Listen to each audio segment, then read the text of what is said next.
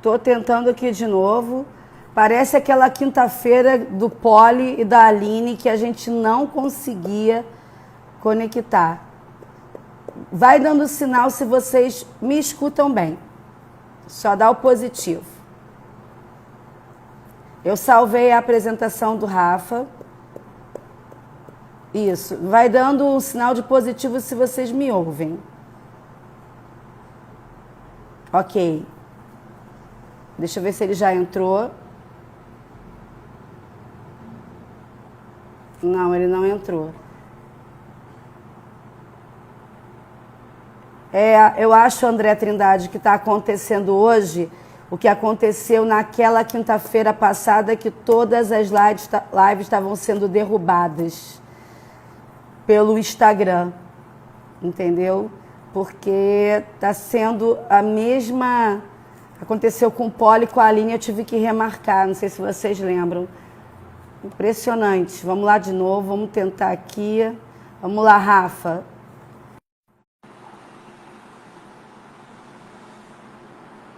E quando vocês ouvirem a voz do Rafa... Oi? Aê! Eu estou travado, mas eu consigo escutar e eu posso falar. Mas a sua imagem está bonita e acho que todo mundo está te vendo. Então acho que é milagre, para ela estar bonita. Já é um pequeno... Opa, acabei de cair, aí eu vi que... Mas assim, você me vê. Perfeitamente. E eu te vejo, que está ótimo, e te escuto. Tá. Você está me vendo frisado ou você está vendo eu me mexendo aqui? Eu estou te vendo congelado, mas como uma foto muito bonita e elegante. Tá bom, então. Vamos acreditar. Não, é verdade. Está todo mundo dando Então, sinal bom. que está te ouvindo. Tá? Perfeito, então vamos tentar aí. E vamos tentar e vamos começar. Tá? O André Trindade disse que ouve os dois, e é isso que importa. Tá? Beleza. E a Darayen disse que você está lindo. Então, tá bom. Amigos não valem. Tudo bem. Não vai. Vamos lá. Então, eu te apresentei, né? Está gravada a apresentação. Vamos usar o que interessa, né? Vamos fazer um mix aqui. E eu já vou te perguntando uma pergunta desafiadora. É possível, nos dias atuais que nós estamos vivendo aí, né? Dessa loucura do Covid-19, do coronavírus, é possível prever ou adiantar, ou antecipar, ou refletir sobre os desafios que a gestão das academias e escolas de natação vão ter de agora em diante? Bom, Renata, ainda bem que você não está vendo a minha cara, porque eu quase caí aqui com a pergunta complexa. De todas as palavras que você colocou, eu acho que o que é possível fazer agora é refletir.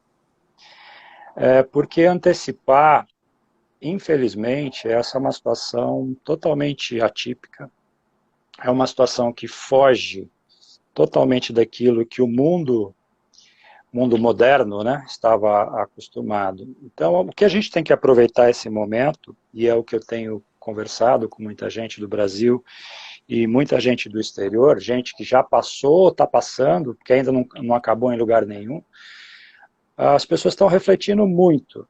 E especificamente sobre a nossa área, a atividades aquáticas e aquilo que a gente é mais próximo, que é a natação infantil, é um momento de reflexão. Isso que você está fazendo aí, de conversar com muita gente, não deixa de ser uma forma da gente estar pensando, repensando, porque o mundo que nós conhecíamos até o início da pandemia, ele deixou de existir. Ele deixou de existir. Os negócios, quando voltarem, eles vão ser diferentes. Agora eu perdi a voz do Rafa. Felizmente ou infelizmente, está escutando? Tô. Então, felizmente ou infelizmente, tudo vai ser diferente daqui para frente. A gente vai ter, lógico, uma base e tal, mas a gente vai ter que se reinventar como ser humano, como profissional, como empresa, nas relações humanas. Tudo vai ser, está sendo testado. Ficar dentro de casa não é fácil para quem está acostumado a vivenciar, ter outras atividades. Então, mas você está tendo que rever tudo que você fazia, como você fazia, o porquê você fazia. Você está dando valor ou reavaliando aquilo que você efetivamente dava valor. Isso no campo de vida pessoal. E o mesmo tem que acontecer na vida profissional. As empresas vão ter que rever tudo isso. Feita toda essa enrolação inicial aí, o que eu acho, por exemplo, eu tenho me pegado muito agora, pensando sobre tudo que a gente está vivendo e falando assim, será que a gente não poderia ter já feito algumas coisas e que agora a gente está percebendo a importância delas? Por exemplo, agora me refiro muito diretamente ao pessoal da natação, das atividades aquáticas, das escolas de natação, porque o pessoal do fitness, puro fitness, eles têm uma pegada um pouco mais moderna, entre aspas, estão mais antenados no que acontece. Mas, por exemplo, quem aqui, nessas pessoas que estão envolvidas, ou no mercado inteiro, já tem uma relação com os seus clientes de uma forma digital adequada? O que eu quero dizer uma forma digital adequada? Hoje eu fico vendo o desespero que está para a gente se comunicar com os nossos clientes. A gente quer manter a comunicação, mas a maioria das pessoas está tendo que se reinventar, fazer algo que não fazia, quando na realidade a gente está atrasado, a gente deveria estar fazendo isso, porque eu escuto muito, as pessoas falam, na natação isso não vai chegar, natação as pessoas têm que ter o relacionamento, concordo plenamente, mas daí a gente afastar meios de se comunicar, meios digitais, porque isso não vai estar dentro da água, em princípio, foi um grande erro que eu acho que a gente tem que reavaliar. Então, por exemplo, eu vejo pessoas aqui, escuto e leio e vejo muita gente falando e alguns me ligando, poxa, eu estou com dificuldade porque eu nunca pensei em fazer um pagamento via internet. Isso lá fora, em escolas de natação, é a coisa mais comum que tem. E esse é um dos fatores que eles hoje estão à nossa frente, inclusive nessa crise, porque eles têm uma linha de comunicação muito mais fácil com o seu cliente. Né? Ah, mas só isso? Não, a gente tem que rever muita coisa nesse aspecto. A gente tem que rever a nossa relação com os nossos profissionais. Será que a gente os treinamentos só tem que ser presenciais? A gente já não poderia ter feito treinamentos online, e existem plataformas, inclusive em natação, que poderiam estar fazendo isso, que hoje a gente poderia estar treinando os nossos profissionais, ou os profissionais estarem sendo treinados, já com uma plataforma que você aproveitaria esse tempo de uma maneira muito mais útil. Agora eu vejo muita gente correndo. Então, quando eu falo de reflexão, é isso, a gente tem que olhar o que a gente fazia, da forma como a gente fazia, ver aquilo que a gente, por falta de tempo ou de interesse, a gente deixou para trás. Eu gosto muito de uma frase do Alvin Toffler, que é um escritor e futurista, ele morreu, sei lá, cerca de uns 5 ou 6 anos, ele escreveu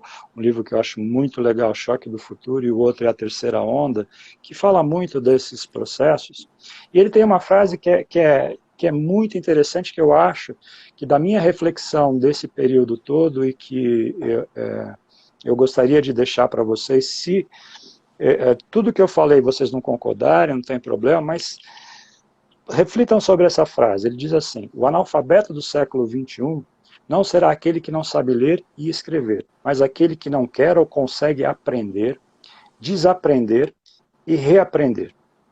Ou seja, nós estamos num momento em que nós temos que ver tudo que a gente principalmente nós que somos mais experientes, a gente às vezes acaba não olhando. A gente aprendeu muita coisa na nossa vida e a gente acaba sendo meio inflexível. E agora é um momento que a gente tem que julgar este aprendizado, ele está servindo para agora? Não. Então eu tenho que esquecer esse aprendizado, eu tenho que reaprender, eu tenho que aprender de uma outra forma, eu tenho que me adaptar a essa situação. E esse reaprendizado, ele é constante. Então eu acho que nesse período, o grande, pelo menos para mim, o grande objetivo que eu tenho é sair com novos aprendizados, com uma nova forma de encarar, com coisas que eu, de repente, por falta de tempo, e agora a gente tem até relativamente bastante, ou por falta de interesse, eu não estava olhando. Então isso é o aprender, desaprender e reaprender. Eu acho que esse é o momento mais importante. Pegando esse teu gancho, isso não é só para o gestor, o coordenador, o Não. proprietário, é para o profissional também da natação, né? É para o Sem dúvida nenhuma. Sem dúvida nenhuma. Por isso que eu gosto muito do Alvin Toffler, porque ele falava para todo mundo, ele não está falando para A, para B, ou para C, ou para uma categoria, ou para nada. E existe um outro lado também, né? Para os mais novos, que têm determinados conhecimentos, principalmente nessa área digital, também eles têm que respeitar, além do aprender, desaprender, mas respeitar determinados conhecimentos que não é porque são antigos que vem, porque essa frase do Alvin Toffler é da década de 80. Nós estamos falando 40 anos depois, ela tem muita validade. Então a gente não pode, nem o profissional experiente, nem aquele que está chegando agora com muito conhecimento, que tem que agregar, ele não pode imaginar que aquilo que vem do passado não serve. Isso serve para tudo. Então, o que eu vejo nesse momento é que a gente precisa de uma simbiose. Uma simbiose para a gente poder sair de um momento tão traumático. Num primeiro momento, ele foi muito traumático, porque eu até vi na Startse, eu não sei quem conhece a Startse é uma escola de negócios baseado para startups, e eles estão fazendo uma série de lives também, muito bacana, quem puder entrar lá, é muito conteúdo, e que eles dividiram esse momento que a gente está vivendo em basicamente 4 momentos, e que eu gostaria de compartilhar com vocês, porque eu acho que ajuda a pensar um pouco mais. Primeiro momento, a gente avaliando a crise, tomando um susto, né? Porque no nosso caso, então, foi uma semana antes, a gente tendo que tomar a decisão de que faz o Congresso, sendo apedrejado por alguns, porque as pessoas ainda não estavam percebendo. E aí, a gente tinha que avaliar o que estava acontecendo, e as empresas, as pessoas, avaliando aquele momento, e tinha que alinhar o time. Porque eu precisava falar com o meu time, olha, está acontecendo isso. E vocês precisam ficar espertos, porque vai acontecer com vocês. Está interferindo em mim, mas vai interferir para vocês. Então, esse alinhamento, essa avaliação e alinhamento inicial, ainda tem gente fazendo. Apesar de a gente estar há mais de 3 semanas, ainda tem gente que está nessa fase. Uma segunda fase, aí quando você saiu desse susto, as pessoas, no geral, estão revisando todos os fluxos e focando na retenção de clientes. O que eu preciso refazer? Como é que eu posso manter os meus clientes? Eu preciso deles. Eu preciso fazer alguma coisa para que a gente possa manter a nossa relação. Afinal, qualquer negócio, qualquer profissional, ele vive em função do seu cliente. É o cliente que é a razão principal dele existir. Se você não tiver, num momento como esse, próximo dele, a chance dele te esquecer é muito grande. Principalmente no momento que a gente sabe que todo mundo está com seus orçamentos apertados. E o cliente vai prestar mais atenção naquele que no momento mais difícil teve com ele. Esteve se comunicando com ele, não o esqueceu, se esforçou para fazer isso, fez uma ligação, ou mandou um vídeo, sei lá, qualquer coisa, mas que pensou nele. E no momento que ele tiver que tomar a decisão, pago isto ou pago aquilo, não, vou pagar o aquilo, porque esse aquilo foi que estava do meu lado. Foi essa pessoa, foi o personal, foi o profissional, foi a empresa que me ajudou. Foi por isso, inclusive, que a gente acabou fazendo um videozinho do Toquinha, solicitando que os profissionais, as pessoas, se pudessem, né? Lógico que a gente sabe que a situação é difícil para todo mundo, se pudessem, pagassem a escola, porque ela é importante para o seu filho. Uma terceira fase, que eu acho que já tem gente fazendo isso, é a implementação de novas estratégias de venda. Então, tem gente repensando, como é que eu vou fazer? Eu preciso pagar minha folha de pagamento, eu preciso pagar meus fornecedores, eu preciso sobreviver, como é que eu faço? Então tem gente que está se virando e tem soluções interessantes. Gente que começou a alugar os equipamentos da sua academia para as pessoas que queriam. Gente de escola de natação que está dando aula de personal em casa, onde é possível. Então os professores estão indo dar aula nas casas, com alguns clientes. Né? E aí, buscando receitas alternativas. Então essa é uma fase que já está começando. E a última fase que eles falavam, que isso não é meu, eu estou pegando e talvez nem esteja explicando da melhor forma, mas eu achei um pensamento interessante para que a gente possa desafiar o nosso cérebro, porque agora é um momento de desafio, a gente tem que desafiar o nosso cérebro a sair do comodismo, a gente tem que desafiar o nosso cérebro para encontrar novos caminhos, e quando ele é desafiado, ele vai atrás, é que a gente normalmente esquece de desafiar, né? E a próxima fase que eu acredito que vai acontecer aí num futuro próximo, principalmente quando estiver voltando, a gente não sabe se em 15 dias, 30 dias, 60 dias, ninguém sabe, nós vamos ter que entender os novos padrões de consumo, porque vai mudar. Vai mudar. Então, quem está imaginando que vai chegar, olha, vamos reabrir a escola de natação, a academia ou os personagens com seus clientes, ou a academia tradicional, vamos reabrir, e todo mundo vai voltar? Desculpa, mas você está num planeta errado, porque a gente mudou de planeta, continua sendo a Terra, mas com nova administração. Eles não vão estar voltando de uma maneira tão fácil. Muita gente vai estar com medo. Manda o meu filho para a escola, vamos esperar mais 2 semanas, vamos esperar 3 semanas para ver o que acontece. Eu vou fazer atividade física? Não, não vou. Novos padrões de comportamento estão sendo criados e a gente vai ter que entender isso. Então, as perguntas mudaram. Então, as suas respostas têm que ser diferentes. Se você ficar dando as mesmas respostas, você vai estar fora do jogo, porque as perguntas mudaram. A gente nem sabe quais serão, mas elas mudaram. Não são as mesmas que eram feitas. E aí, nesse momento, é que vai se iniciar a virada. Vai demorar quanto tempo? Não sei. Vai demorar 1 ano?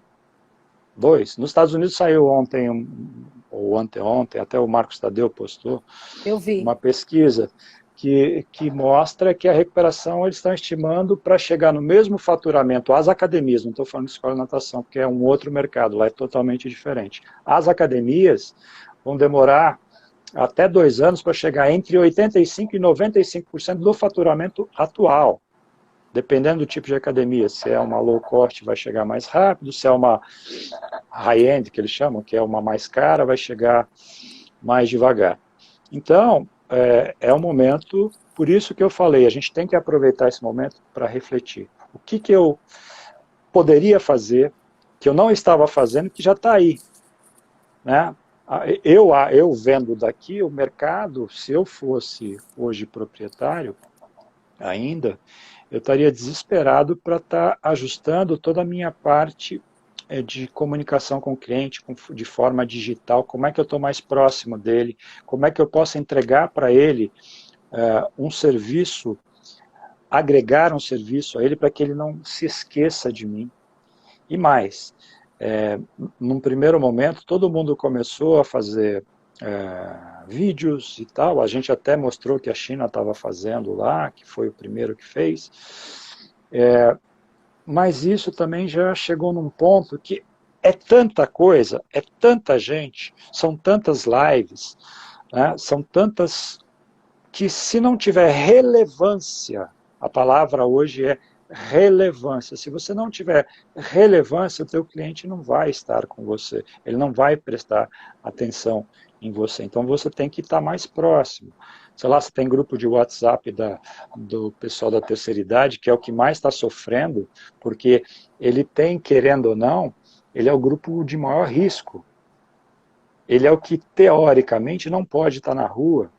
Ele é o que vai demorar mais para poder ter a atividade normal. Eu vejo pelo meu pai, que tem 88 anos, ele andava, tá? Hoje ele não sai de casa, e o que isso traz? Como é que a gente pode estar próximo desses alunos? Mas eles não são tão ligados, apesar que isso não é muito verdade, mas tudo bem, que não seja. Manda uma carta, escreve qualquer coisa, manda uma mensagem, faz uma ligação. Faça com que ele se sinta vivo. Isso faz parte do seu trabalho, isso faz parte do nosso trabalho. Nesse momento nós somos, não é por acaso que a educação física, e me perdoem se eu estou falando nós, porque eu me sinto tão presente nesse grupo, mas a educação física, ela é da área da saúde. Vamos ajudar, vamos trabalhar com a saúde mental das pessoas, isso tudo a gente pode fazer. Né? Então, são coisas que a gente tem que olhar mais na questão individual, na questão daqueles grupos, porque isso lá na frente vai fazer toda a diferença na hora que ele tiver que voltar e tiver que escolher alguma coisa. Olha, eu tenho que escolher A ou B, eu vou escolher o A, porque no momento que eu precisei ele estava comigo. E a gente não deve fazer isso só por causa disso, mas isso vai ser o resultado dessa nossa ação, que normalmente, e essa é a grande diferença que eu vejo dos profissionais que trabalham com natação, que as ações normalmente vêm do coração. Isso faz muita diferença. É muito bom te ouvir, Rafa. E assim, eu nunca vou me esquecer, a primeira vez que eu te ouvi falando foi na UNEM de Araxá, lá do Mauro. 2007, por aí. 2006, 2007, por aí. E eu estava, assim, iniciando a minha carreira como gestora, né? Então, assim, além de ler, eu li a Terceira Onda, tal, o pessoal até está pedindo para você depois citar de novo, eu já vou combinar o seguinte, quando a live acabar, você me passa e eu faço um print e deixo para o pessoal disponível, porque senão a gente vai, o assunto não vai andar. Sim. Eu vejo que existe uma grande angústia. Já existia antes, você já falava um pouco sobre isso, eu nunca me esqueci dessa frase nessa época, por isso que eu vou tocar nesse assunto. E agora, mais ainda com essa tua fala de reinventar, vão vir algumas palavras, tá? Reinventar, reflexão, ok. Aí vai vir criatividade, novidade e inovação. E eu nunca me esqueci, lá atrás, quando você disse para a gente a diferença entre novidade e inovação. Isso ainda, nos dias atuais, nessa questão reflexiva que nós estamos fazendo aqui, ainda vale pensar nessa diferenciação do que é novidade e inovação? Ah, sim, total. Porque existem... o Brasil, eu não consigo dizer se é um fenômeno mundial, porque eu não tenho conhecimento linguístico para isso. Mas o Brasil, a gente tem uma característica no português do Brasil, o português falado pelos brasileiros, né, como o português diz, você está falando brasileiro agora, né? Então, no português do Brasil, a gente se apropria de algumas palavras muito rapidamente e transforma os sentidos dessas palavras, né? E de repente aquilo entra na vala comum. Não estou dizendo que não aconteça em outros idiomas, mas eu não tenho conhecimento para afirmar isso. O que acontece? E é uma coisa que eu falo há muitos anos, que a questão da inovação, da novidade, primeiro a gente tem que dividir a inovação em duas coisas. Existe a inovação incremental e a inovação disruptiva. Essa que a gente começou a ouvir mais nos últimos anos. Né? A inovação incremental é aquela que você faz agregando valor a alguma coisa. Você melhora as necessidades dos consumidores, você melhora processo, você melhora tecnologia, enfim, você melhora a experiência do seu cliente, falando do ponto de vista de cliente. A inovação disruptiva já é aquela que você transforma, você cria uma nova coisa.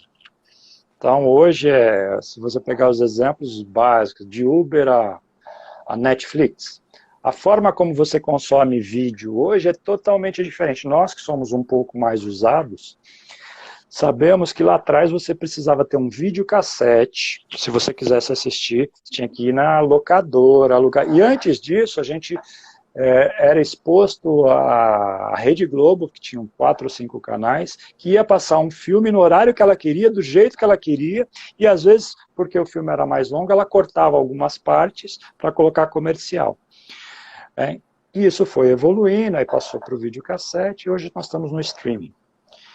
Isso é uma mudança completa, é disruptiva, ela mudou o processo, ela mudou a forma de fazer. Então, quando a gente está falando em inovação disruptiva, a gente está falando nesse nível. Quando a gente está falando em inovação incremental, a gente está falando uma coisa que está melhorando aquilo, está melhorando a experiência do dia a dia.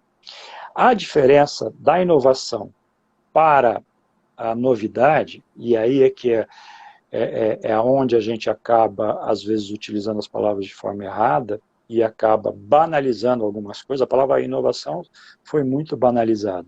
Já naquela época, eu já era meio revoltado com isso. Hoje em dia, por causa da idade, a gente vai ficando um pouco mais experiente. Hoje, tudo bem, fala do jeito que você quiser. Naquela época, eu não chegava a brigar, mas eu discutia bastante. A novidade é você fazer uma aula nova. Isso é novidade. Legal. Só que ela tem uma curta duração. Ela não tem um impacto tão grande no processo. Então, você tem lá várias aulas de hidro e você colocou uma nova aula porque mudou a coreografia e tal. Isso não é uma inovação, isso é uma novidade. É importante? A novidade é importante, sem dúvida nenhuma. Mas ela é voo de galinha. É aquela coisa que vai dar o voozinho e caiu. Daqui a pouco você tem que arrumar outra, e fazer outra, e fazer outra, e fazer outra. A inovação, não, ela vai mudando o processo, ela vai alterando, ela vai modificando a estrutura, ela vai te deixando up to date, ou seja, ela vai te deixando de acordo com o que está acontecendo. Você leva para a tua cidade alguma coisa diferente, bom, isso pode ser considerado uma inovação. Porém, se você não der continuidade a isso, ela vai se perder. Então, o processo de inovação e novidade... mas por que isso é importante? Porque isso define o teu negócio. Se você é um cara que só faz novidade, simplesmente você é copiado em 2 minutos, porque você acabou de fazer, no dia seguinte tem outro fazendo igual. E aí, qual é a sua diferença? O inovador, não. O inovador... até a pessoa chegar nele, ele já está dando... Porque quando você é inovador, normalmente você tem um espírito inovador. Opa, passou a polícia aí. Tá catando os velhinhos, tudo que estão na rua. Pode ser isso. É por aí, né? Não é aqui não. Né? Bom, então a inovação, quem trabalha com a inovação que a gente chama hoje de incremental, é aquele que tem uma filosofia de melhoria contínua dos seus processos, das suas aulas, da sua forma de fazer. E o novidadeiro é o cara que vai ficar fazendo novidade, mas ele não vai se destacar por nada. Então, não sei se eu me expliquei de uma forma muito clara, mas efetivamente, se você tiver que... Você sempre tem que pensar assim, isso que eu estou fazendo é alguma coisa que vai agregar valor para o nosso cliente? Ou simplesmente é uma coisa que ele gosta, que é legal, mas que não está agregando nada de diferente? Porque isso já é da rotina. Fazer uma aula nova é da rotina. Agora, criar um novo processo, criar uma forma diferente, aí sim, aí você já está falando em inovação. Só para quem está chegando agora, a imagem do Rafa está travada, sim, mas o áudio dele está bom. Hoje o Instagram está derrubando tudo. Então, a gente resolveu seguir, porque todo mundo concordou que a foto dele está ótima e que o som tá bom e vai ficar salvo. Depois a gente volta num outro momento com ele interagindo com a gente mais assim...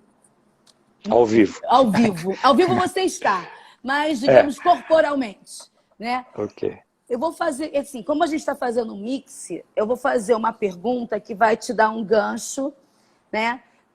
É uma última pergunta ligada à gestão e à questão da profissão. Quais são, né? Você já falou isso um pouquinho, mas assim, quais são as competências ou os domínios que um gestor de parte aquática, seja ele o seu personal, porque a gente tem que entender que a gente é gestor da nossa própria aula, né? A gente sempre fala isso para os professores. Independente de ser personal ou não, você é gestor da sua aula, mas também tem o coordenador, o gestor, o proprietário. Então, de forma, se você conseguir resumida, quais são as competências ou domínios para quem vai trabalhar na área aquática, em academias e escolas de natação, que são fundamentais? Primeiro, eu acho que é uma coisa que é cada vez mais forte no século XXI, é esse que nós estamos vivendo, e tem gente dizendo que o século XXI está começando a partir de agora, porque vai mudar muita coisa para frente. Mas eu acho que é uma pessoa que saiba se relacionar com as pessoas. Primeira coisa, na gestão, e não é para ser o engraçadinho, às vezes as pessoas confundem que uma pessoa que sabe se relacionar é aquela pessoa que é engraçada, que conversa com todo mundo. Não é isso que eu estou dizendo. Eu estou falando de uma pessoa que saiba se relacionar com as pessoas, que ela consiga saber que o seu perfil é diferente do outro, ela consiga ler o perfil do outro e ela consiga interagir e gerar uma conexão. Então, eu acho que o gestor, especificamente de escola de natação, ele tem que ser um conector. Ele tem que ser o cara que conecta o tempo todo. Ele vai conectar alguém que é o professor, vai conectar com os alunos, vai conectar com as crianças, vai conectar com a sua equipe de vendas, se ele tiver equipe de vendas. É alguém que tenha esta capacidade de agrupar as pessoas na sua forma de ser. Porque, volto a repetir, eu, por exemplo, não sou a pessoa mais simpática do mundo. E eu tenho consciência disso. É só ver a minha foto, provavelmente ela não deve estar sendo uma foto que eu estou sorrindo. Porém, modestamente, eu acredito que eu consiga me relacionar bem com as pessoas. Então, isso para mim é essencial. Depois, você tem que ter alguém, eu acho que nessa área, além de gostar de pessoas, de conectar pessoas, tem que ser alguém que goste de estudar. Seja em qualquer área. Tem que ter a competência daquilo que eu falei logo no começo. Tem que aprender, tem que desaprender e tem que reaprender. Porque nós estamos falando de gente, de ser humano. E a Sandra sempre fala isso. Lá atrás a gente estudava sobre cadáveres. Hoje a gente está estudando as pessoas ali, vendo, fazendo PET scan, essas coisas que eu começo a falar. Às vezes eu fico quieto porque eu começo a falar besteira. Mas fazendo avaliações que a gente consegue perceber. Então, se eu não tiver essa flexibilidade do conhecimento, da vontade de querer aprender, desaprender, reaprender, eu não consigo, porque isso é fundamental.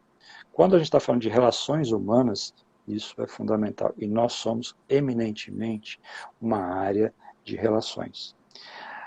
Mas e as outras competências? Se eu achar alguém que goste de pessoas e alguém que tenha essa vontade de aprender e desaprender, o resto, meu filho, a gente resolve. Lógico, aí você tem as coisas básicas, que eu nem preciso entrar aqui, caráter, honestidade, num determinado valor, valores que tem que ter proximidade e tal. Tudo isso faz parte, mas eu olho muito nas pessoas isso. se elas têm a capacidade de conexão, se elas gostam de aprender, se elas gostam de conviver, se elas gostam de se conectar. Não sei se eu respondi o que você queria, mas Bom, não o que você queria, o que era a tua pergunta. Respondeu, e respondendo aí a angústia do pessoal, as minhas lives sempre ficam gravadas, tá? Para todo mundo. Outra frase sua, você vê que eu presto bastante atenção no que você fala, sempre. Obrigado. É uma das poucas. Tem uma frase sua que você falou, eu não me lembro agora quando, você foi no CBN, ou se foi na UNEM, ou se foi numa outra palestra que a gente se encontrou de Fitness Brasil, não me lembro mais, mas você disse uma frase também que foi emblemática para mim. E eu repito ela, inclusive eu fiz um slide, coloquei seu nome como citação, obrigado, que a frase é sua, né, que é: a natação, ela entrou para a cesta básica do brasileiro. E aí eu já vou fazer um link com uma frase da Sandra, tá? Que também é um slide que eu tenho, que a gente ensina também a nadar. Então, fazendo essa correlação, né? E já fazendo um gancho com o papel social e educativo que a gente tem hoje em dia. Deu para entender a pergunta, Rafa? Deu. Eu vou tentar ser objetivo, que às vezes eu me empolgo e eu falo demais. É que eu fiz um mix das perguntas. Eu já percebi que você tá para eu poder falar um pouco mais. Bom, essa história da natação entrou na cesta básica do brasileiro é de 2000 e... Eu comecei a falar em 2008, eu escrevi alguns textos em 2009, alguma coisa assim, no momento em que a economia brasileira, e ela estava bombando. Eu não quero entrar em questões políticas, mas naquele momento existia a classe C, ela estava podendo fazer coisas que ela não podia. E aí, efetivamente, isso gerou um boom para as escolas de natação. Por quê? As pessoas viam, as pessoas da classe média, média alta, o que elas fazem para os seus filhos? E lembrando que o fenômeno da criança ser o centro da família é um fenômeno, sei lá, da década de 50 para frente, até mais para frente. Lá atrás, a criança era simplesmente, no século passado, ela era uma mão de obra, se tinha mais filhos porque era no campo, então se queria ter bastante filho para que aos 6, 7 anos ela já estivesse ajudando, já estivesse fazendo as coisas. E esse fenômeno de colocar a criança no centro acontece, e aqui no Brasil acontece lá por volta da década de 70, talvez. Eu posso estar cometendo falhas, eu tenho que tomar um pouco de cuidado com datas, que eu não sou muito bom nisso. Mas o que importa é que quando foi colocado isso, a classe média baixa, quando teve a oportunidade de oferecer um pouco mais para a sua família, quem se beneficiou diretamente foi a criança. Aí foi o iogurte que ela queria tomar. A partir do momento que ela já estava conseguindo tomar o iogurte, estava na geladeira, ela falou: não, mas o que eu posso fazer pelo meu filho? Porque todos os nossos pais, e a gente mesmo é um pouco assim, eu quero que o meu filho seja melhor do que eu. Como é que eu posso investir nele? E a natação acabou entrando nisso, por isso que a gente fez essa frase. Isso foi verdade, é só vocês verem hoje. Eu moro na periferia de São Paulo, por vários motivos. Meu pai é um imigrante, veio para cá, fez a vida dele toda aqui, enquanto ele estiver aqui, a gente fica aqui, com muito prazer. E a gente fez a nossa academia exatamente aqui. Eu tenho uma favela gigantesca na frente da nossa, que ainda da atual escola que está lá. E a gente tem muito cliente de lá. Agora provavelmente vai perder.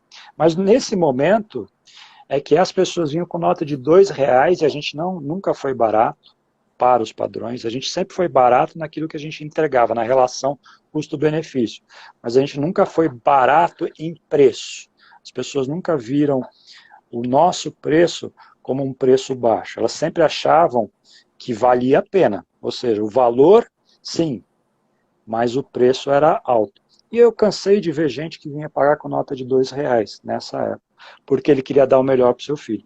E isso, mesmo com toda essa crise que nós vivemos, eu ainda acredito nisso. Lógico, tem menos gente fazendo isso. Mas o que foi legal é que, com o crescimento do mercado da natação infantil no mundo inteiro, isso não é um fenômeno brasileiro, mas aqui também, o que acabou acontecendo?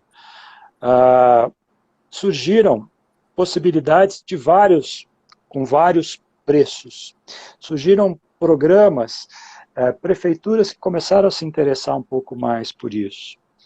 E é isso que a gente, como INAT, tenta fomentar, mostrar a importância dessa atividade, principalmente nos primeiros 6 anos, onde a criança está se desenvolvendo e a gente sabe que a água pode proporcionar.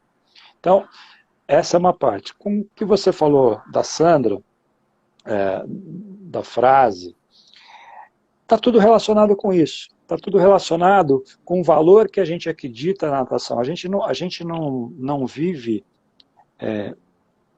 da natação. A gente vive pela natação. Porque a gente acredita, sinceramente, que ela pode ser transformadora. Seja para uma criança com deficiência, seja uma criança que não tenha deficiência. E a gente valoriza demais os profissionais dessa área.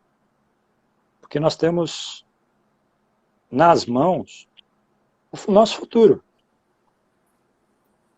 Então, eu já esqueci o resto da pergunta, mas o que eu quis dizer é mais ou menos isso.